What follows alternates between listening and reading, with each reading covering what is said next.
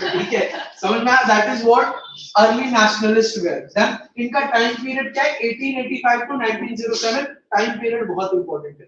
Plus 1885 को ही Indian National Congress INC establish हुआ था। रिमेंबर एलन नेक्टोनियन गुयम जिसने हेल्प किया था आईएनसी के एस्टैब्लिशमेंट में।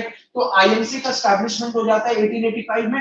यहाँ पे जो भी नेशनलिस्ट लोग जुड़ेंगे वो मॉडरेट पॉलिटिक्स करेंगे। द रीजन इज क्योंकि अभी तक आजादी, फ्रीडम, ये सारे कंसेप्ट पॉपुलर नहीं हुए इंडिया में। ब्रिटिशर्स हमसे बहुत ज्यादा स्ट्रांग है। 1857 में कोशिश की थी हमारे लोगों ने, जिस तरीके से ब्रिटिशर्स ने ब्रूटली हमको सप्रेस किया, तो हिम्मत नहीं हुई वापस से फ्रीडम मांगने की। लेकिन कंसेशन तो मांग सकते हैं ना।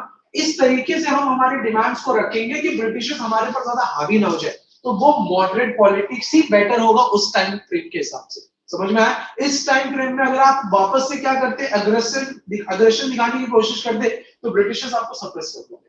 तो ये टाइम बहुत ज्यादा इंपॉर्टेंट रहता है, मतलब पॉलिटिक्स को अगर आप देखोगे। 1885 से 1907 तक मॉडरेट पॉलिटिक्स चलती है। 1907 में ऐसा क्या हो गया कि असर्टिव पॉलिटिक्स इंडिया में स्टार्ट हो जाती है। प्लस 1907 में बहुत इंपॉर्टेंट इवेंट होता है। आईएनसी के ना हर साल सेशंस होते थे। आईएनसी क्या करता था, हर साल डिफरेंट जगहों पर मीटिंग्स करता था। 1907 में आईएनसी ने अपना मीटिंग किया था सूरत में। सूरत इन गुजरात। वहां पे मीटिंग में ना हमारे जो आईएनसी के मेंबर्स थे वो दो पार्ट्स में स्प्लिट हो गए। एक पार्ट जो मॉडरेट पॉलिटिक्स को सपोर्ट करता था और दूसरा पार्ट जो असर्टिव यानी कि अग्रेसिव पॉलिटिक्स को सपोर्ट करता था। जो क्या कहते थे कि ब्रिटिशर से ये पेटिशन फाइल वाइल मत करवाओ, ठीक है, हक से क्या करेंगे, हम आजादी लेंगे। समझ में आया? ये पेटिशन फाइल नहीं करेंगे हम। अगर अग्रेसिव तरीके से हम क्या करेंगे, इनको क्रिटिसाइज करेंगे, न्यूज़पेपर के थ्रू क्रिटिसाइज करेंगे हम इनको।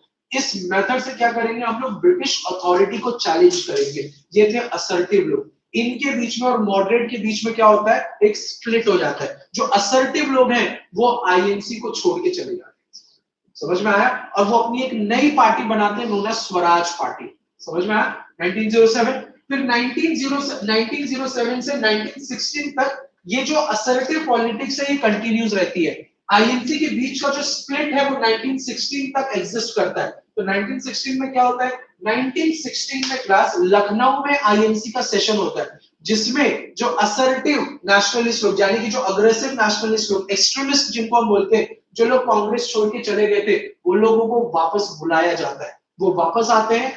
मॉडरेट्स और एक्सट्रीमिस्ट यानी कि असर्टिव लोग वापस से हाथ मिला लेते हैं और फिर से क्या करेंगे, यूनाइटेड तरीके से क्या करेंगे, ब्रिटिशर्स के अगेंस्ट मूवमेंट में पार्टिसिपेट करेंगे।